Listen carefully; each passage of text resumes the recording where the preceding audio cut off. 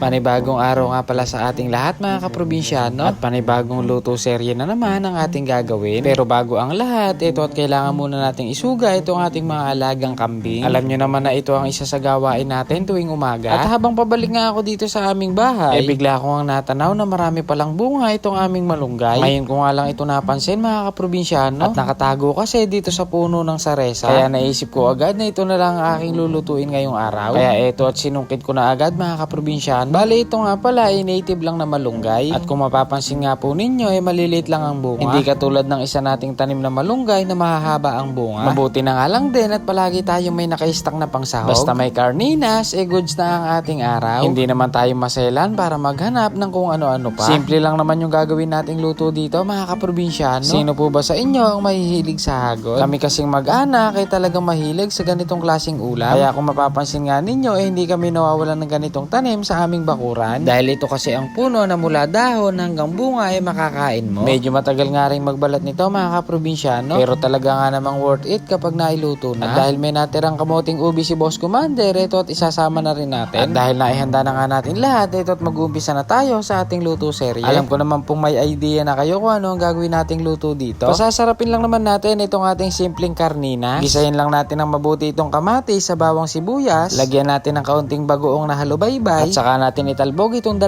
latang ligo sardines. Simula noon hanggang ngayon buhay pa rin ang ligo. Isa nga pala ito sa brand na pinagkakatiwalaan ko. Dati nga mga kaprobinsyano nung mga bata pa kami, napaka-special na nito kapag ipinalaman ni tatay sa malaking tinapay. Akala mo nga siopaw asado Pero yon panahon pa ng mga batang 80s, 90s. Pero kung gagawin mo yon sa mga bata ngayon, baka hindi napansinin yung tinapay na may palamang karninas. Ito at mabalik na nga tayo mga kaprobinsyano sa ating niluluto.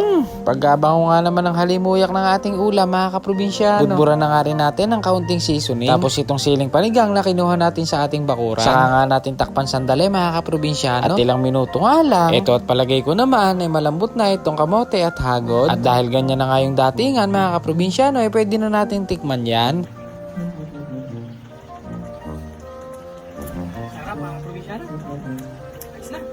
At dahil nakuha na nga natin tamang timplada, ito at agad-agad ko na rin hinango mga kaprobinsyano. Ayun no, sa sarsa pa nga lang talaga nga namang mapapaulit ka na. At dahil tanghali na nga rin, ito sinundo ko muna yung aking prinsesa. At pag-uwi nga ng bahay, tara't samahan nyo na kaming kumain mga kaprobinsyano. Kain na po tayo.